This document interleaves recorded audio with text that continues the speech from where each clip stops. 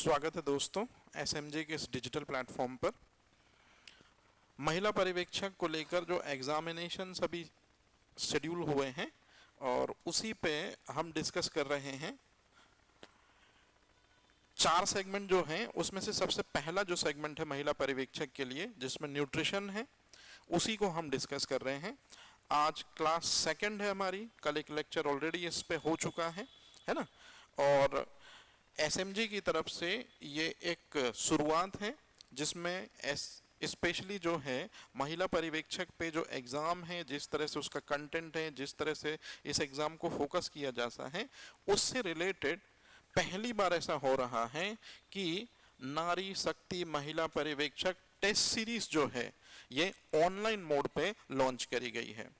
अभी तक क्या है, बहुत सारी टेस्ट सीरीज चल रही हैं, ऑलरेडी आप उन टेस्ट सीरीज को देख भी रहे होंगे, लेकिन एसएमजे की ओर से ये जो टेस्ट सीरीज है ये स्पेसिफिकली सिर्फ और सिर्फ महिला पर्यवेक्षक और पिछले जो क्वेश्चन हैं या लास्ट टाइम पे जो एग्जामिनेशन कंडक्ट हुए हैं उन्हीं के क्वेश्चन को फोकस में रखकर और जिस तरह से अभी ट्रेंड चल रहा है, जो फ्यूचर में क्वेश्चन आएंगे उनको रखकर ये टेस्ट सीरीज जो है वो बनाई गई है। टोटल इसमें जो है वो 10 टेस्ट होंगे सब्जेक्ट वाइज, जैसे कि आपके 10 टॉपिक हैं तो 10 टेस्ट हैं। पहला टेस्ट जो है वो 3 फैब से स्टार्ट हो जाएगा। इस तरह से 2 तारीख को मतलब दूसरा टेस्ट जो है वो 5 फैब को होगा, थर्ड टेस्ट जो है 7 फैब को होगा। ऐसे करते करते जो 10वां टेस्ट है वो होगा 20 फैब को। और जैसे ही आपकी इन अपने पर्टिकुलर सब्जेक्ट में कमांड हो जाएगी, इसके ठीक बाद जो है एफएलटी शुरू हो जाएंगी आपकी। तो टोटल आपको मिलनी है 5 एफएलटी 21 तारीख से लेकर 25 तारीख तक। तो यदि महिला पर्यवेक्षक से संबंधित किसी भी तरह की कोई क्वेरी यदि आपके माइंडसेट में है तो ये नंबर आपको फ्लैश हो रहा होगा, इस नंबर पर आप बात कर सकते हैं, या तो फिर संस्थान में आकर ऑफलाइन मोड पर आप जो भी आपकी क्वेरी है उससे रिलेटेड आप चीजें डिस्कस कर सकते हैं। तो कहने का सीधा सा मतलब ये है कि ये एक टेस्ट सीरीज प्रोग्राम है, ऑनलाइन मोड पर होगा। इसके लिए जो इन्फॉर्मेशन आपको लगती है आप संबंधित संस्थान पर आकर इस विषय पर पूरी बात कर सकते हैं। तो चलिए बिना देरी के हुए शुरू करते हैं आज का सेशन।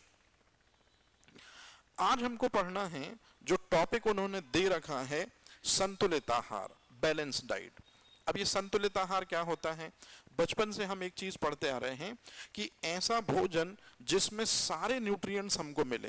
कहने का मतलब क्या है, यदि हम कोई भोजन कर रहे हैं, उस भोजन में हमको कार्बोहाइड्रेट भी मिले, उस भोजन से हमें प्रोटीन भी मिले, उस भोजन से हमें वसा भी मिले, मतलब इन्हीं को कहते हैं दीर्घ पोषक तत्व, या इन्हीं के लिए वर्ड यूज किया जाता है स्टूडेंट मैक्रोन्यूट्रिएंट्स।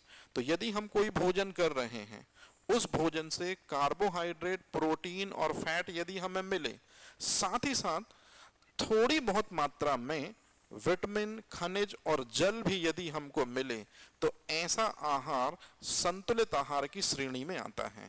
मतलब एक चीज जो आपको बहुत अच्छे से ध्यान रखनी है कि संतुलित आहार में या बैलेंस डाइट में भोजन के सारे अवयव आएंगे, सारे न्यूट्रिएंट्स आएंगे, उसे ही हम संतुलित आहार कहेंगे।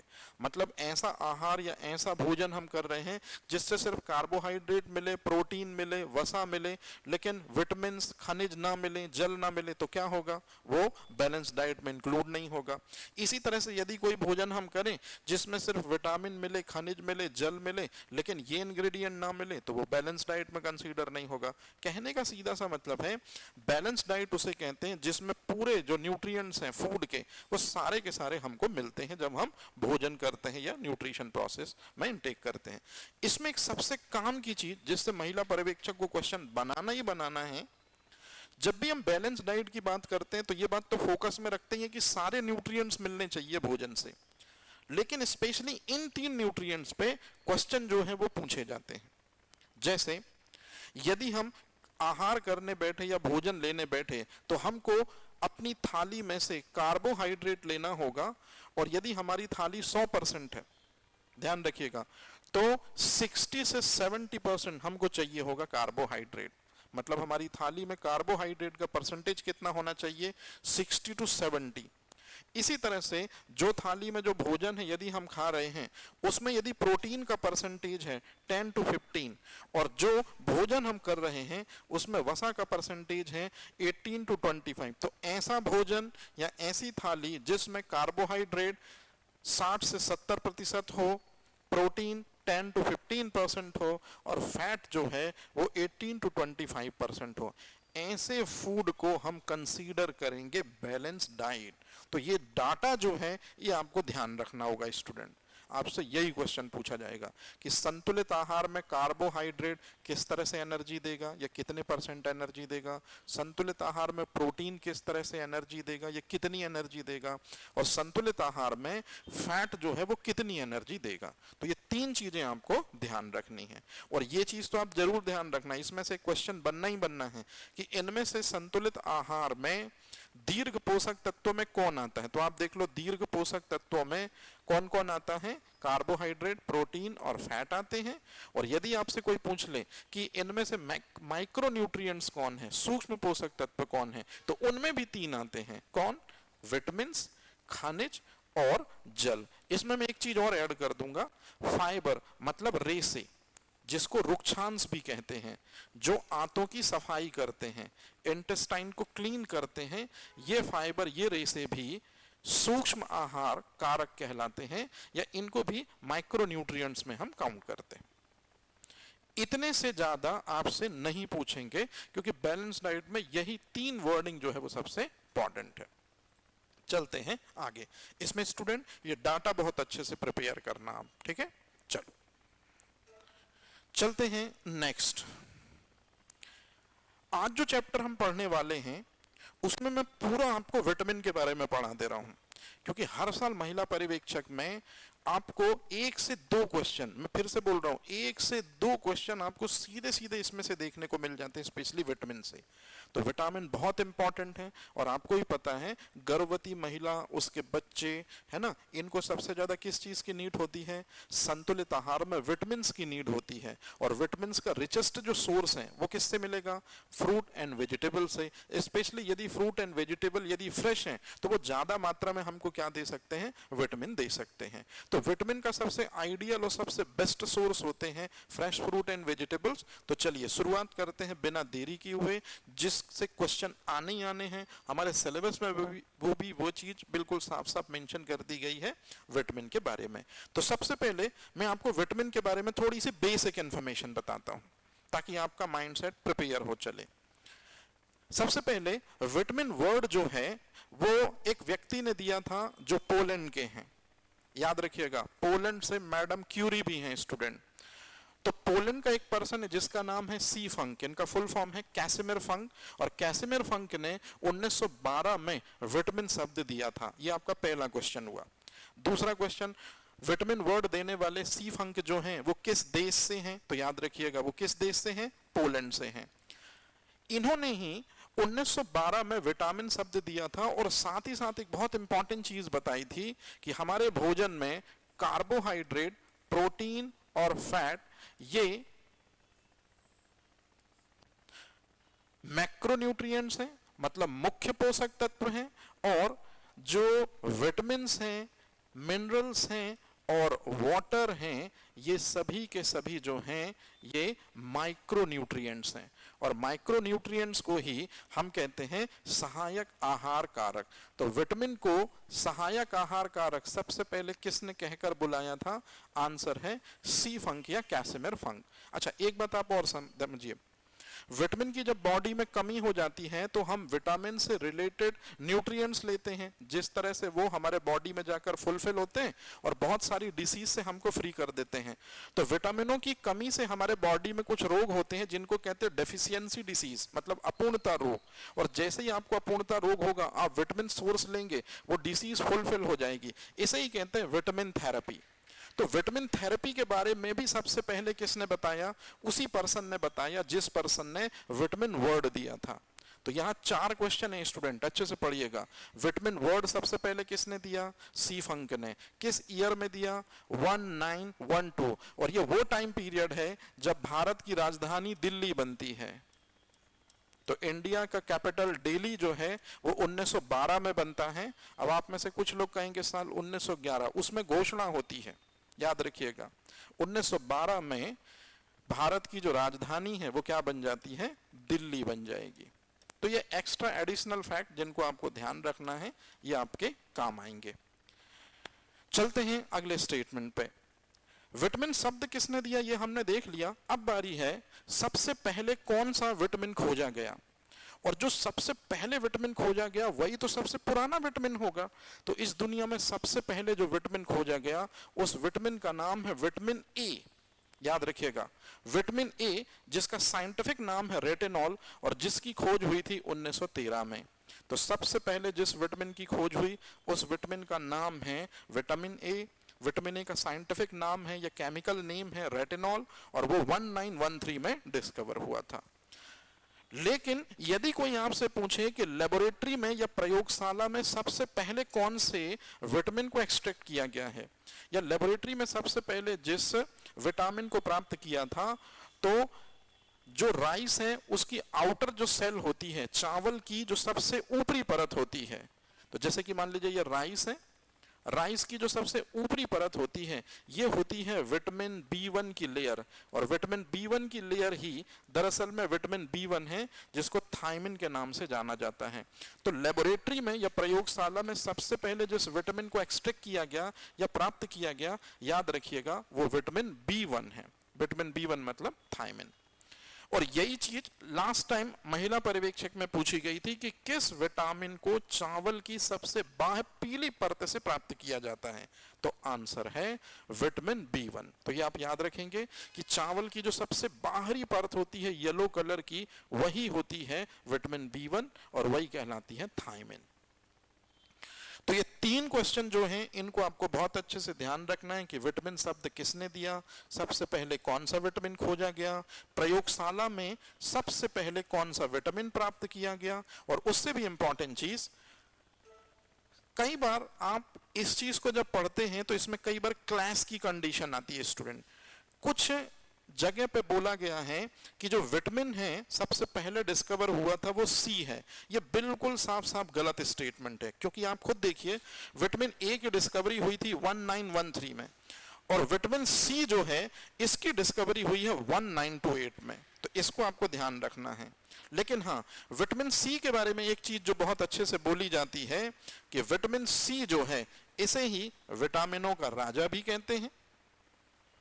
विटामिन सी की खोज 1928 में हुई थी, लेकिन जिसने करी थी इस पे भी क्वेश्चन आ चुका है, एल्बर्ट जेंट। पूरा नाम और भी आ गया, मैंने शॉर्ट में लिखा एल्बर्ट जेंट।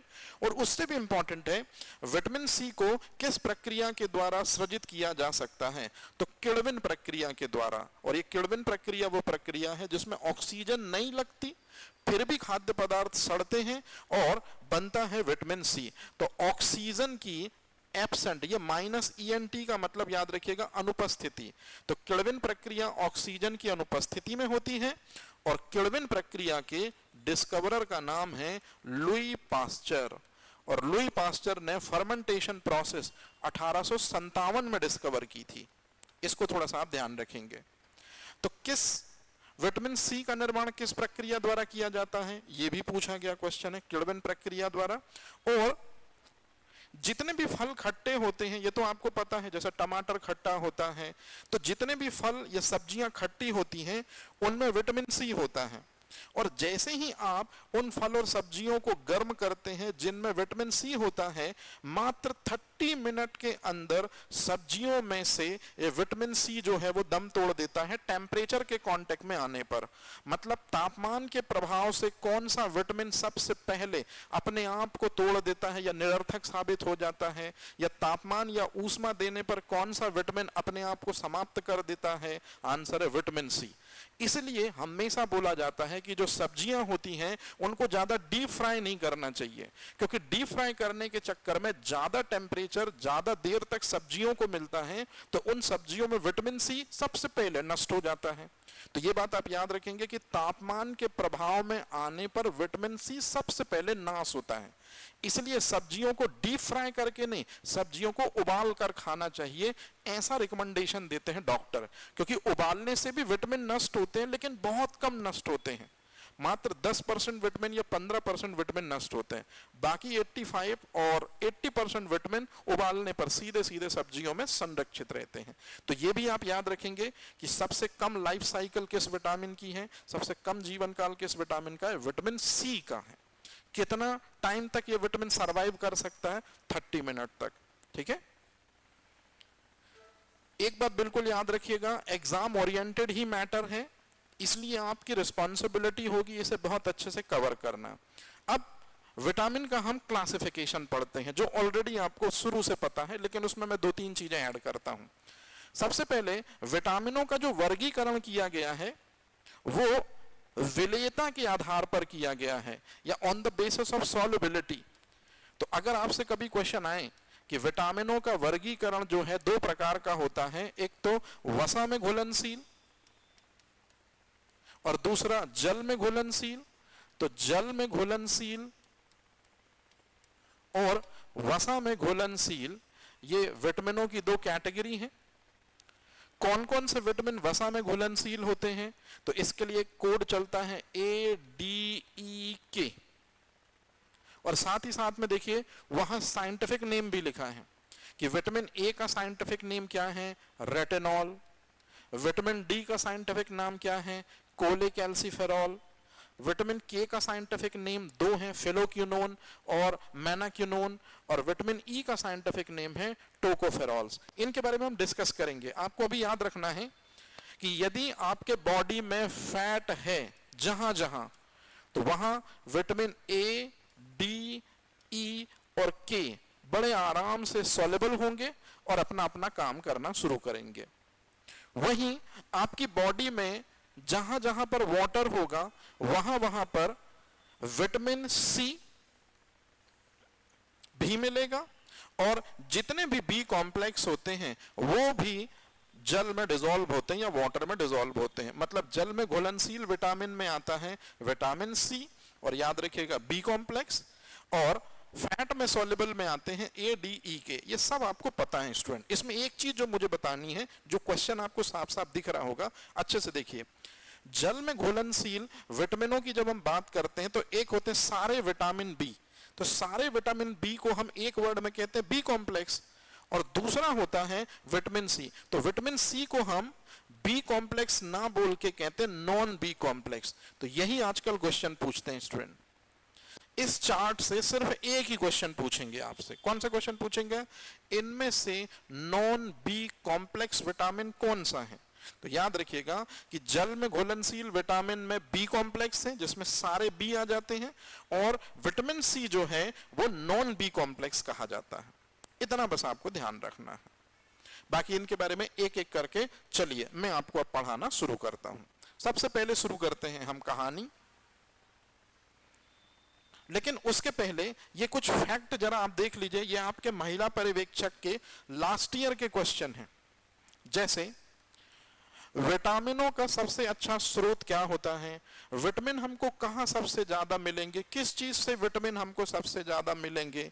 तो याद रखिएगा जो ताजे फल होते हैं और जो ताजी सब्जियां होती हैं, मतलब fresh fruit and fresh vegetables, ताजे फल और सब्जियां ये विटामिन के सबसे अच्छे सोर्स माने जाते हैं। मतलब यदि आप याद करिए, आपके फादर और मदर क्यों बोलते हैं कि बेटा ताजी सब्जियां खाओ, ताजे फल खाओ, सिर्फ इसी वजह से, ताकि आपकी बॉडी को डेली क्या मिलते रहे, विटामिन मिलते रहे। अब एक बात हमेशा याद रखिएगा, कार्बोहाइड्रेट, प्रोटीन, फैट, विटामिन, इनमें से किससे शरीर को ऊर्जा मिलती है। तो कल मैंने आपको याद करिए एक चीज बताई थी कि कार्बोहाइड्रेट से 4.1 किलो कैलोरी ऊर्जा मिलती है, फैट से 9.3 किलो कैलोरी ऊर्जा मिलती है, प्रोटीन से 5.2 किलो कैलोरी ऊर्जा मिलती है। लेकिन यदि आप फल और सब्जियां खा रहे हैं स्टूडेंट, और फल और सब्जियां जैसे कि आपको इमेज में दिख रहा होगा, फल और सब्जियां, जल्दी से बताइए फल और सब्जियों में क्या सबसे ज्यादा होता है, विटामिन। और फल और सब्जियां यदि आप खा रहे हैं और उम्मीद कर रहे हैं कि आपकी बॉडी को कोई एनर्जी मिलेगी, तो आप निहायत ही बेवकूफ हैं। क्यों? क्योंकि फल और सब्जियों से आपको किसी तरह की कोई एनर्जी नहीं मिलती है। यदि आपको एनर्जी चाहिए है, आपको कार्बोहाइड्रेट की डाइट लेनी होगी, प्रोटीन की डाइट लेनी होगी या फैट की डाइट लेनी होगी। विटामिनों के सेवन से शरीर को कोई ऊर्जा नहीं मिलती है। मतलब यदि आप सब्जियां या फ्रूट खा रहे हैं और उम्मीद कर रहे हैं कि आपके बॉडी को एनर्जी मिले, ऐसा नहीं होगा। तो ये चीज भी आपको ध्यान रखनी है कि किस खाद्य पदार्थों के सेवन से आपके शरीर को कोई भी ऊर्जा नहीं प्राप्त होती है। जैसे ये पर्सन है, इसकी एनर्जी लो है, तो निश्चित रूप में अगर ये विटामिन इनटेक करेगा तो एनर्जी और लो हो जाएगी, क्योंकि vitamin doesn't gives you any energy. अब इसके बाद ये सब्जियां हैं, जैसा कि आप देख रहे होंगे, और ये हीट के प्रभाव में हैं, ये डीप फ्राई किया जा रहा है। तो मैंने अभी आपको थोड़ा देर पहले समझाया कि खाना बनाते समय सर्वाधिक मात्रा में किस चीज का क्षय होता है। तो याद करिए, फल और सब्जियों में, स्पेशली सब्जियों को ही हम डीप फ्राई करते हैं, तो सब्जियों में सबसे ज्यादा होगा क्या? Vitamin C. तो स्पेशली खाना बनाते समय का मतलब यहां वर्डिंग है डीप फ्राई या तलते समय, है ना। तो इसको तलते ना लिखकर हम डीप फ्राई लिख देते हैं, तो थोड़ा ये स्टैंडर्ड बन जाती है चीज। तो खाना बनाते का मतलब यहां डीप फ्राई है, मतलब ये चीज जो आप इमेज में देख रहे हो। तो खाना बनाते समय या डीप फ्राई करते समय सबसे ज्यादा मात्रा में किसका लॉस होता है? विटामिन का लॉस होता है। लेकिन अगर आपसे पूछ ले कि कौन से विटामिन का सबसे ज्यादा लॉस होता है, तो आपने कहना है विटामिन सी, मतलब एस्कॉर्बिक एसिड, जिसको कहते हैं किंग ऑफ विटामिन। याद रहेगा ये चीज? तो ये आपको ध्यान रखना है कि खाना बनाते समय सर्वाधिक मात्रा में विटामिनों का क्षय तो होता है, लेकिन कौन सा विटामिन सबसे पहले चला जाता है टेम्परेचर के कांटेक्ट में आने पर? आंसर है विटामिन सी। और विटामिन सी जो है, इसी को विटामिनों का राजा भी कहते हैं। याद रहेगी ये चीज?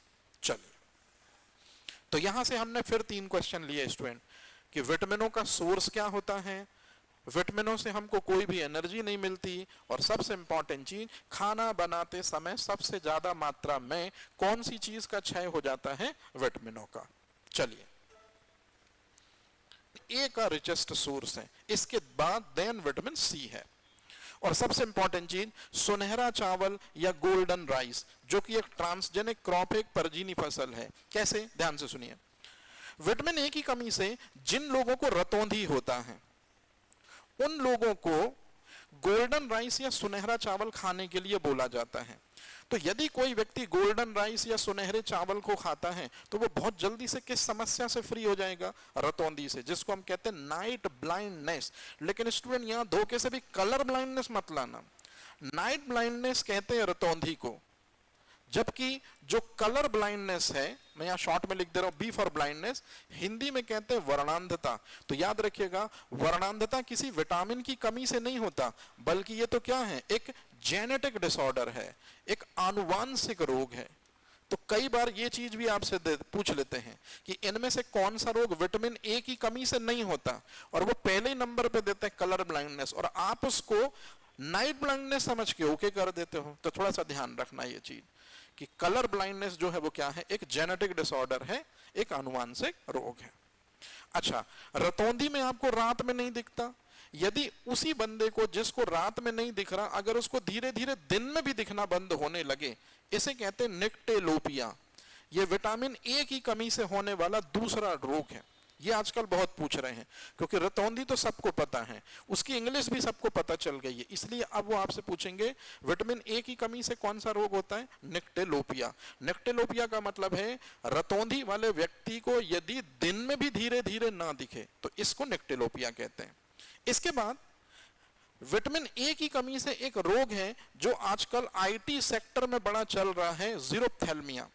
जो लोग कंप्यूटर, जो लोग मोबाइल के डायरेक्ट कांटेक्ट में हैं, लंबा लंबा समय स्पेंड करते हैं, 5-5, 6-6, 7-7 घंटे, तो आंखों में एक द्रव होता है जिसका नाम है एक्वस ह्यूमर, वो सूख जाता है। तो जिस वजह से आंख शुष्कता, या इसी को इंग्लिश वर्ड जो है ज़ीरोफ्थैल्मिया, ये बहुत पूछते हैं। मतलब यदि आपके शरीर में विटामिन ए की कमी होगी तो आंखों का जो द्रव है एक्वस ह्यूमर वो क्या हो जाएगा, सूख जाएगा, जिस वजह से आप जब पलक झपकाएंगे कभी तो आपको बहुत ज्यादा पेन होगा, बहुत ज्यादा दिक्कत होगी। तो ये है ज़ीरोफ्थैल्मिया। तो विटामिन ए की कमी से कौन सा रोग भी होता है, ज़ीरोफ्थैल्मिया। और सबसे इंपॉर्टेंट चीज जो सबसे ज्यादा पूछा गया है महिला पर्यवेक्षक में 2017 में, केराटोमलेशिया किस विटामिन की कमी से होने वाला रोग है। यहां केराटो का मतलब है केराटिन प्रोटीन, और मलेशिया का मतलब है कि कॉर्निया इरेगुलर शेप की हो जाती है। जो हमारी आंख में सबसे बाहर वाली जो लेयर होती है जिसे हम कॉर्निया कहते हैं, वो केराटिन प्रोटीन के डिपोजिशन की वजह से इरेगुलर हो जाती है। तो यदि कॉर्निया अनियमित आकार की हो जाए, इसे ही कहते हैं केराटोमलेशिया, और फिर इसी वजह से इमेज फॉर्मेशन प्रॉपर रेटिना में नहीं हो पाता है। तो बस आपको अभी फिलहाल ध्यान रखना है कि विटामिन ए की कमी से ये 4 बीमारियां हैं जो आपके बॉडी में देखने को मिलती हैं, और बाकी तो चीजें आपकी कवर हो गई। तो इतनी चीजें एटलीस्ट तो आपको पता होना ही होना चाहिए स्टूडेंट, ठीक है। चलिए अब चलते हैं विटामिन ए के बाद अगले फैट सॉल्युबल विटामिन पे, जिसका नाम है विटामिन डी। अब ये जो सामने स्क्रीन आप देख रहे हैं स्टूडेंट, इसमें आपको एक मूवी दिख रही होगी मास्टर, विजय थलपति की ये जो मूवी थी मास्टर, इसमें विटामिन डी के बारे में इन्होंने जब भी अपनी कैंपेनिंग की थी तब दुनिया को बताने की कोशिश की थी कि हिंदुस्तान में बहुत सी जो बच्चियां हैं, और स्पेशली जो इस्लामिक कल्चर में जहां बुर्का चलता है, उन लेडीजों में ये जो डेफिशिएंसी है विटामिन डी की वो बहुत ज्यादा देखने को मिलती है। तो इसी मूवी के दौरान विटामिन डी पर बात की थी विजय थलपति ने, और विटामिन डी की डेफिशिएंसी के बारे में बहुत सी यूनिक चीजें बताई थी। तो आपसे हालांकि महिला पर्यवेक्षक में ये क्वेश्चन नहीं आएगा कि किस मूवी के दौरान विटामिन डी का साइंटिफिक इंफॉर्मेशन दी गई थी विजय थलपति के जरिए। ये तो सिर्फ और सिर्फ एक प्रमोशनल जरिया है आपको अट्रैक्ट करने के लिए, है ना, आपको रियलिटी बताने के लिए। अब सच्चाई जो है वो यहां है स्टूडेंट। तो अब मैं जितनी भी चीजें आपको बताऊंगा उतनी चीजें आपको बिल्कुल प्रिपेयर होनी चाहिए। तो चलिए शुरू करते हैं बिना देरी किए हुए। सबसे पहले विटामिन डी का जब भी नाम पूछा जाता है तो आपके जहन में सिर्फ एक ही नाम आता है कि कैल्सीफेरॉल। यहां कैल्सी का मतलब कैल्शियम और फेरॉल का मतलब होता है अवशोषित करने वाला। तो विटामिन डी का साइंटिफिक नाम है कैल्सीफेरॉल। याद रखिएगा, उस विटामिन का नाम बताइए जो खाने पीने की चीजों में से कैल्शियम को आपके दांतों में और हड्डियों में अवशोषित करा देता है। मतलब यदि आप दूध पीते हैं, दूध में कैल्शियम है, यदि आपने विटामिन डी की टैबलेट ले ली तो विटामिन डी की टैबलेट लेने पर आपके फूड में से कैल्शियम इजीली अब्सॉर्ब हो जाएगा। यह है विटामिन डी। कैल्शियम के अवशोषण को जो आसान बनाता है वो विटामिन डी कहलाता है। कभी आपसे कोई पूछे कि विटामिन डी क्या है, सो दिस इज द सबसे यूनिक डेफिनेशन कि जो विटामिन कैल्शियम के अवशोषण को आसान सी से अवशोषित कराता है, या हम जो भोजन करते हैं उस भोजन में जो कैल्शियम होता है उसको हमारे दांतों और हड्डियों में जो अवशोषित कराता है वही कहलाता है कैल्सीफेरॉल। लेकिन महिला पर्यवेक्षक इतना तगड़ा एग्जाम हो चुका है कि अब उसने एमबीबीएस लेवल पर जो चीजें चलती हैं उनको भी पूछ डाला है। जैसे विटामिन डी का सबको यही नाम पता है कैल्सीफेरॉल, लेकिन विटामिन डी बेसिकली 3 टाइप का होता है स्टूडेंट। एक तो विटामिन डी जो प्लेन है, जो सिंपल है, वही है कैल्सीफेरॉल। लेकिन एक होता है विटामिन D2 और एक होता है विटामिन D3। इतना टिपिकल लेवल तक महिला पर्यवेक्षक ने पूछा है। उन्होंने साफ साफ पूछा था कि विटामिन D2 का साइंटिफिक नाम क्या है, और उन्होंने कैल्सीफेरॉल भी ऑप्शन में दिया था, और जिन्होंने कैल्सीफेरॉल टिक किया है वो हो गए गलत, क्योंकि विटामिन D2 का साइंटिफिक नाम है कैल्सीफेरॉल नहीं बल्कि इर्गो कैल्सीफेरॉल। अच्छे से देख लीजिए। तो ये थोड़ा सा आपको अच्छे से प्रिपेयर करना है क्योंकि यहां तक गाड़ी पहुंच चुकी है। और ये कॉले कैल्सीफेरॉल, जब आप लोगों की फैमिली बनेगी, शादी होगी, शादी के बाद प्रेगनेंसी का टाइम आएगा आपके मैडम के लिए, तो देखिएगा जब डॉक्टर के पास जाएंगी तो डॉक्टर सैचेट देगा विटामिन डी के। उन विटामिन डी के सैचेटों में यही चीज होगी, कोले कैल्सीफेरॉल, मतलब विटामिन D3। अभी आप लोग विटामिन डी को विटामिन में पढ़ रहे हैं, लेकिन कुछ समय बाद 5 से 10 साल बाद आप इसे विटामिन चैप्टर में नहीं बल्कि एंडोक्राइन चैप्टर में पढ़ेंगे। हाँ, क्यों?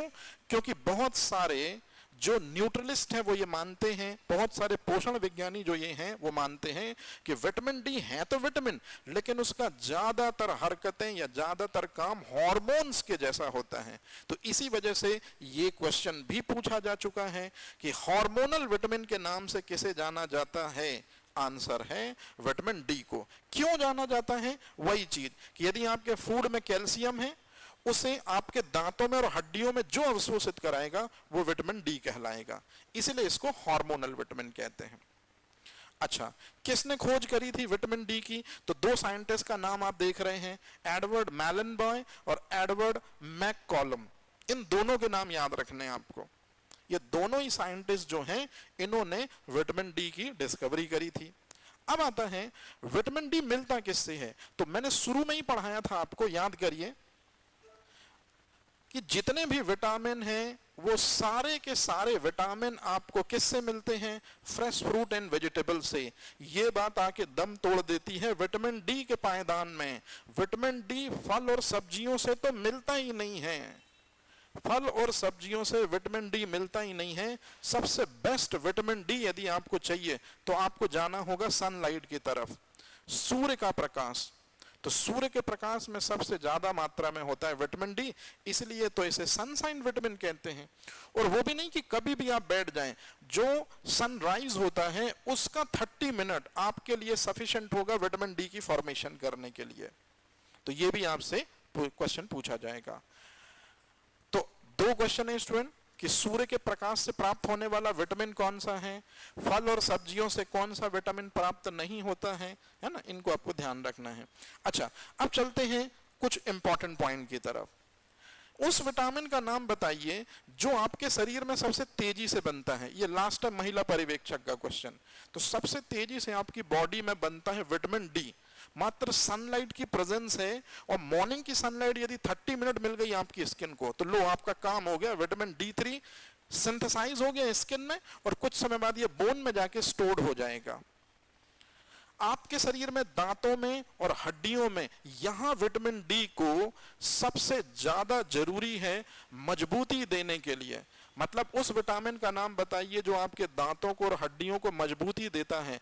लेकिन ये दांतों और हड्डियों को मजबूती देता है कैल्शियम को अवशोषित करवा के। अकेला विटामिन डी मजबूती नहीं देता है, दांतों में और हड्डियों में जैसे जैसे कैल्शियम आता जाएगा अपने आप जो है दांत और हड्डियां मजबूत होते जाएंगे। लेकिन जैसे जैसे दांतों में और हड्डियों में कैल्शियम आता जाएगा, इसके लिए विटामिन डी की सबसे ज्यादा जरूरत पड़नी है। तो कैल्शियम को दांतों और हड्डियों में अवशोषित कराने का काम कौन करता है? Vitamin D. इसी वजह से दांतों को और हड्डियों को मजबूती भी प्रदान यही करता है। तो इतनी चीजें जो है वो आपको ध्यान रखनी है। अब वो पायदान या वो चीज जिससे आपके लिए सबसे ज्यादा क्वेश्चन बनते हैं कि विटामिन डी की कमी से कौन कौन से रोग होते हैं। तो सबसे पहला रोग जो विटामिन डी की कमी से होता है, और बच्चे यदि सनलाइट में नहीं जाते तो उनको होता रिकेट्स। यदि वही बच्चे आगे बड़े बनते हैं और फिर भी वो सनलाइट की कंडीशन को नहीं अडॉप्ट कर पा रहे हैं तो फिर उनकी बॉडी पे होगा ऑस्टियोमलेशिया। ऑस्टियोमलेशिया से प्रभावित होते हैं वयस्क, रिकेट्स से या सूखा रोग से प्रभावित होते हैं बच्चे। लेकिन यदि आप विटामिन डी को बिल्कुल भी नहीं ले रहे हैं और यदि आप महिलाएं हैं तो धीरे धीरे आपकी हड्डियों में छिद्र बनने लगेंगे, इसे कहते हैं ऑस्टियोपोरोसिस।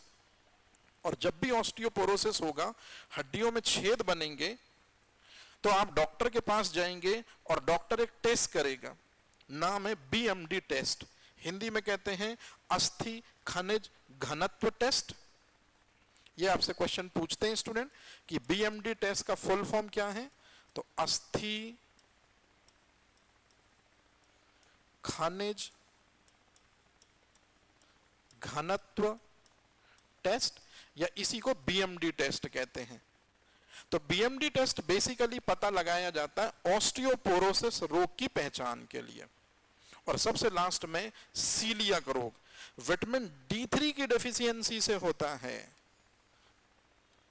सीलियक रोग जो होता है, जैसे गर्भवती महिलाओं को डॉक्टर हमेशा विटामिन D3 इसलिए एडवाइस करते हैं ताकि सीलियक डिसीज ना हो, ना बच्चे को ना माँ को। तो ये क्वेश्चन भी आपसे पूछा जा सकता है। कहने का मतलब ये है स्टूडेंट, इसी तरह के क्वेश्चन हैं, इसी तरह की चीजें हैं, थोड़ी सा लेवल अपर होकर आता है, क्योंकि एग्जाम जो है बहुत ज्यादा दिनों तक चलता है और डिफरेंट डिफरेंट पालियों में चलता है।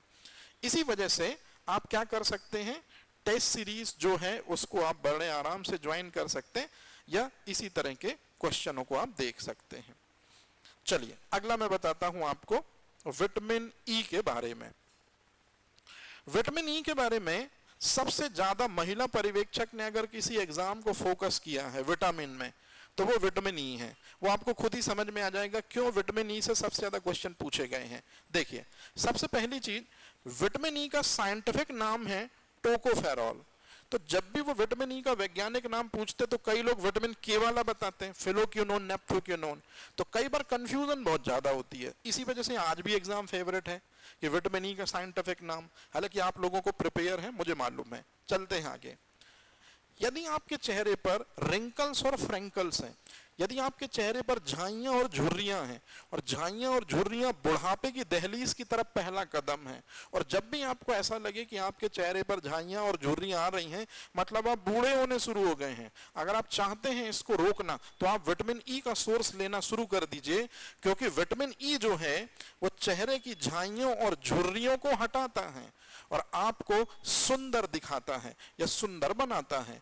तो यदि आपसे क्वेश्चन पूछे ब्यूटी विटामिन किसे कहते हैं, यदि आपसे क्वेश्चन पूछे सुंदरता बढ़ाने वाला विटामिन कौन सा है, विटामिन ई है। विटामिन ई के बारे में दो साइंटिस्ट हैं, इनका नाम आपको याद रखना होगा। एक है हर्बर्ट इवांस और दूसरी लेडी है कैथरीन बिशप। इन दो ने विटामिन ई के बारे में सबसे पहले पता लगाया था कि विटामिन ई जो है वो चेहरे की झाइयों और झुर्रियों को हटाता है और अंकुरित अनाज में पाया जाता है। ध्यान से सुन लीजिए, आप लोगों ने हमेशा पढ़ा होगा, आपके रिस्पेक्टेबल टीचर ने आपको बताया होगा कि जो जर्मिनेटेड ग्रेन्स होते हैं, जो अंकुरित अनाज होता है, उसमें माल्टोस पाया जाता है, जो डायबिटिक पेशेंट के लिए सबसे बेहतर चीज है। बिल्कुल सही है ये चीज, लेकिन माल्टोस विटामिन थोड़ी ना है, माल्टोस कार्बोहाइड्रेट है, वो भी डायसैकेराइड। मैं आपसे पूछ रहा हूं अंकुरित अनाज में कौन सा विटामिन पाया जाता है, तो आप कहेंगे जो स्प्राउट्स है, जो दालें होती हैं, जो चने होते हैं, जो गेहूं होते हैं, उनको जब हम अंकुरित करते तो उन अंकुरित अनाज में अपने आप मालिक विटामिन ई को एंटर करा देता है। इसलिए आपने देखा होगा कि आपके दादी या नानी अगर लंबे समय से स्प्राउट ले रही हैं तो उनके चेहरे पर झाइयां या झुर्रियां अभी भी देखने को नहीं मिलेंगी, जबकि आपकी मम्मी जो हैं उनके चेहरे पर झाइयां और झुर्रियां आ चुकी हैं। तो याद रखिए आपको स्प्राउट्स जरूर लेना चाहिए, क्योंकि स्प्राउट्स जो है वो क्या है बेटा, अंकुरित अनाज, और अंकुरित अनाज में विटामिन ई भर भर कर होता है। विटामिन ई जो है वो चेहरे पर झुर्रियों और झाइयों को समाप्त कर देता है, ये तो आपको पता है। लेकिन अब एक नई चीज सुनिए, कैथरीन बिशप ने बताया था कि विटामिन ई की कमी से नपुंसकता या बांझपन जैसी समस्याएं पुरुषों और महिलाओं में आ सकती हैं। विटामिन ई की कमी से प्रजनन संबंधी विकार आ सकते हैं। विटामिन ई की यदि किसी के शरीर में कमी है तो यदि वो गर्ल्स है तो हो सकता है उसके अंडाणु सुविकसित ना हो, और यदि वो जेंट्स हो तो हो सकता है उसके शुक्राणु सुविकसित ना हो। मतलब विटामिन ई की कमी जो है वो प्रजनन में दिक्कत कर सकती है, प्रजनन में बाधा कर सकती है, मातृत्व सुख और पितृत्व सुख से वंचित कर सकती है दंपत्ति को जो पारिवारिक होते हैं।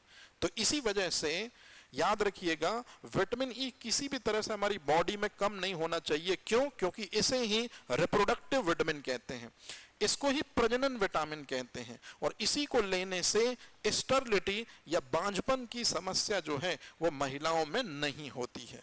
तो यदि आपसे कभी कोई क्वेश्चन पूछेगा तो विटामिन ई में ये बहुत स्टैंडर्ड है, इनको आपको ध्यान रखना है कि प्रजनन संबंधी समस्याओं के लिए कौन से विटामिन की कमी उत्तरदायी है, विटामिन ई की कमी उत्तरदायी है। लेकिन मैं आपसे पूछता हूं, या मैं आपको जो बता रहा हूं अब आप ध्यान रखिएगा, ये सारे एग्जाम के क्वेश्चन है जो किसी न किसी एग्जाम में पूछे गए हैं। लेकिन महिला पर्यवेक्षक का लेवल देखो, महिला पर्यवेक्षक तो इनसे आगे बढ़ के पूछता है उस विटामिन का नाम बताओ जो एंटीऑक्सीडेंट के जैसे फंक्शन परफॉर्म करता है। एंटीऑक्सीडेंट का मतलब होता है, इसको आप ऐसे समझो बेटा, जैसे जैसे आपके दिन बढ़ रहे हैं आप बूढ़े होने की तरफ जा रहे हो, आप बूढ़े हो रहे हो मतलब आपकी सेल्स कमजोर हो रही हैं। आपकी सेल्स को कमजोर कौन कर रहा है? आपके अंगों को कमजोर कौन कर रहा है? बुजुर्ग लोगों में आपने देखा होगा वो ठीक से खा नहीं पाते, ठीक से देख नहीं पाते, ठीक से सुन नहीं पाते, तो उनके अंगों को, उनकी कोशिकाओं को कौन कमजोर करता है? एक गद्दार होता है सेल्स में जिसको कहते हैं फ्री रेडिकल, मुक्त मूलक, मैं यही लिख देता हूं। तो सेल्स में एक गद्दार चीज होती है, एक बहुत खतरनाक, एक डेंजरस चीज होती है जिसे कहते हैं मुक्त मूलक। इंग्लिश में इन्हीं को कहते हैं फ्री रेडिकल। तो मुक्त मूलक जो होते हैं यही सेल की फंक्शनिंग को स्लो कर देते हैं, सेल की क्रियाविधि को कम कर देते हैं, जिस वजह से न दिखाई देता, न सुनाई देता, न फंक्शन परफॉर्म होते हैं। मतलब बुढ़ापे के लिए उत्तरदायी जो चीज होती है वो फ्री रेडिकल होता है जो हमारी सेल्स में होता है। यही हमारी कोशिकाओं को वीक करता है, यही हमारी कोशिकाओं को कमजोर करता है।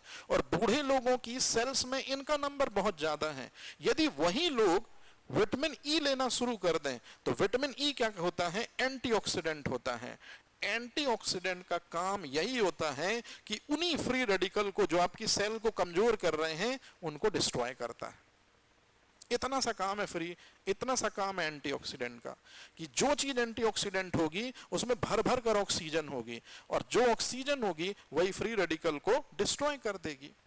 तो ये आपको ध्यान रखना है। इसी में ऑक्सीकरण रोधी विटामिन किसे कहते हैं? ये ऑक्सीकरण रोधी वही विटामिन है, फ्री रेडिकल को मारने से संबंधित है ये ऑक्सीकरण रोधी। और यदि मुक्त मूलक या फ्री रेडिकल मर जाएंगे तो आप लंबे समय तक जी सकते हैं, क्योंकि आपके अंग कमजोर नहीं होंगे। तो जब तक कमजोर नहीं होंगे तब तक बुढ़ापा नहीं आएगा। तो ये भी आप ध्यान रखेंगे। आयु वृद्धि विरोधक हार्मोन है, जैसे ज्यादातर जो फिल्म स्टार्स हैं वो इसी को यूज करते हैं।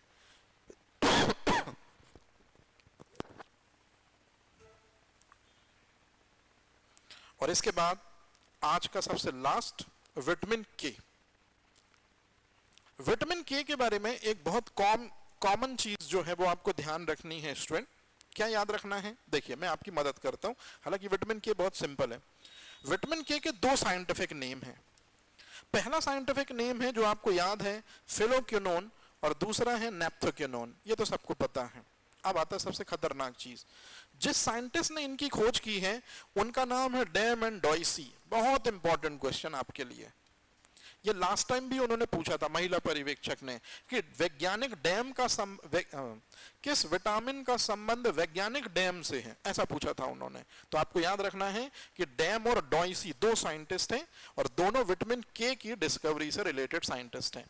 अच्छा, अब ये जो चीज है ये स्टार्टिंग में जब महिला पर्यवेक्षक का पहला पेपर हुआ तो उसमें पूछा गया ये चीज, और जब महिला पर्यवेक्षक का शायद लास्ट पेपर होना था उससे सेकंड लास्ट पेपर में पूछा गया कि 1943 में किस विटामिन के लिए डैम को नोबेल प्राइज मिला था। तो याद रखिएगा विटामिन के, फिलोक्विनोन या नेप्थोक्विनोन के लिए 1943 में नोबेल प्राइज मिला। किसको? याद रखिएगा डैम को। हरी सब्जियां, ब्रोकली, पालक, ये सब ठीक है। मुद्दे की चीज पे बात करते हैं।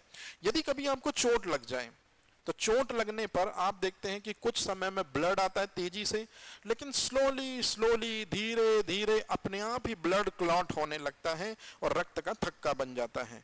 जल्दी से बताइए, ब्लड क्लॉट कराने के लिए कौन सा विटामिन रिस्पॉन्सिबल होता है? तो ये आप मेरे से बेहतर जानते हैं, इसलिए मैं इसमें ज्यादा टाइम नहीं बर्बाद कर रहा हूं कि रक्त का थक्का जमाने के लिए या ब्लड क्लॉट, आजकल ये इतना बड़ा स्टेटमेंट ना बोल के सीधे वो बोल देते हैं ब्लड क्लॉट। तो ब्लड क्लॉट के लिए कौन सा हार्मोन रिस्पॉन्सिबल होता है? सॉरी, हार्मोन कह रहा हूं, कौन सा विटामिन रिस्पॉन्सिबल होता है? आंसर है विटामिन के। हमारी बड़ी आंत होती है और बड़ी आंत के 3 सेगमेंट होते हैं, एक सीकम, एक रेक्टम, एक कोलन। याद रखेंगे बड़ी आंत के 3 भाग में से एक भाग है, मैंने यहां साफ साफ लिखा है कि बड़ी आंत के टोटल 3 भाग होते हैं जिसमें से एक भाग है कोलोन। यही एक बैक्टीरिया एक माइक्रो ऑर्गेनिज्म, एक सूक्ष्म जीव होता है जिसका नाम तो आपको और भी अच्छे से याद रखना होगा, इस्चीरिया कोलाई जीवाणु। और यही इस्चीरिया कोलाई जीवाणु बड़ी आंत के कोलोन वाले भाग में विटामिन के की सिंथेसिस करता है। और जैसे ही विटामिन के सिंथेसाइज हो जाएगा कोलन वाले सेगमेंट में, फिर कोलन मतलब बड़ी आंत का पार्ट उसको ब्लड में मिला देगा, क्योंकि कोलन के लिए विटामिन के का कोई यूज नहीं है। तो ये आप ध्यान रखेंगे कि बड़ी आंत के कौन से भाग में कौन सा सूक्ष्म जीव विटामिन के बनाने में हेल्प करता है, इस्चीरिया कोलाई। अब अगर आपसे कभी ऐसा क्वेश्चन पूछें कि कौन सा विटामिन है जिसकी वजह से ब्लड क्लॉट नहीं होता है, कौन सा विटामिन है जो रक्त का थक्का जमाने में मदद करता है, या जिसकी कमी हो तो रक्त का थक्का ना जमे, आंसर है विटामिन के। ठीक है, तो याद रखेंगे स्टूडेंट, आज हमने यहीं तक रहने देते हैं। हमने विटामिन के पढ़ा, विटामिन ई पढ़ा, विटामिन डी पढ़ा, विटामिन ए पढ़ा, और इसके बाद कुछ बेसिक इंट्रोडक्शन था जो विटामिन से रिलेटेड आपके लिए इंपॉर्टेंट हो सकता है, वो हमने देखा जो बहुत इंपॉर्टेंट हो सकता है। अब इसी में एक बार फिर से लास्ट में मैं आपको बता दूं, बहुत आराम से मेरी बात सुन लीजिए, मैं कहना क्या चाह रहा हूं।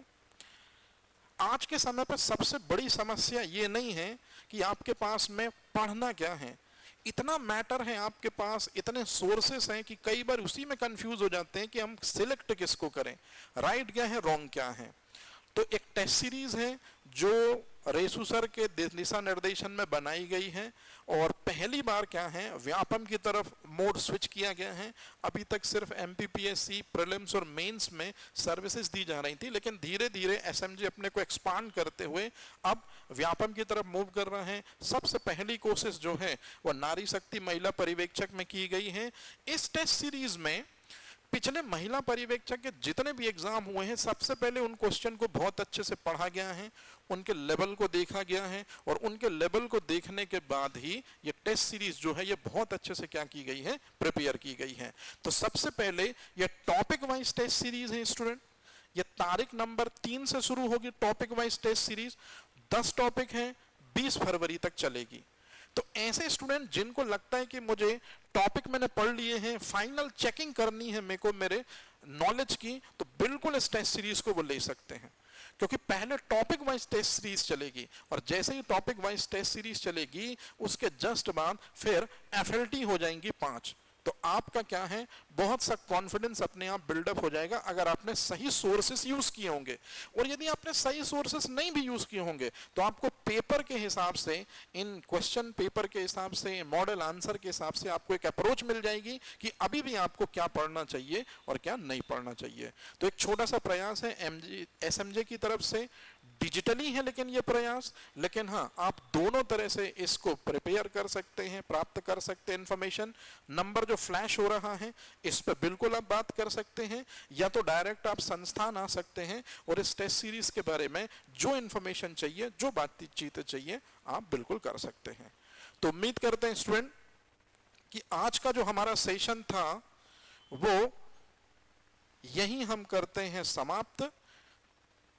आज हमने पढ़ा विटामिन से रिलेटेड, बैलेंस डाइट से रिलेटेड बहुत इंपॉर्टेंट चीज। जब हम कल मिलेंगे तो कल हम बात करेंगे वाटर सॉल्युबल विटामिन की, और वाटर सॉल्युबल विटामिन में विटामिन बी की पूरी जमात हम देखेंगे, B1 से लेके B12 तक, और उसके बाद बी कॉम्प्लेक्स के साथ में एक नॉन बी कॉम्प्लेक्स को भी हमको पढ़ना है, विटामिन सी। तो कल ये हमारा जो चैप्टर है ये पूरी तरह से हो जाएगा क्लोज विटामिन, और फिर इसके बाद हम स्विच करेंगे प्रोटीन की तरफ। तो उम्मीद करते हैं कि आज का सेशन आपको समझ में आया होगा। यदि आज के सेशन से एक भी नई चीज आपने सीखी होगी तो इस लेक्चर का मीनिंग या पर्पस यहीं सॉल्व हो जाएगा, या यहीं ये लेक्चर सार्थक हो जाता है। तो उम्मीद करते हैं कि आप बेहतर प्रिपरेशन कर रहे हैं और बेहतर प्रिपरेशन करते चलें। किसी तरह की कोई कंफ्यूजन है तो नंबर पर आप कॉल कर सकते हैं, है ना। Thank you very much.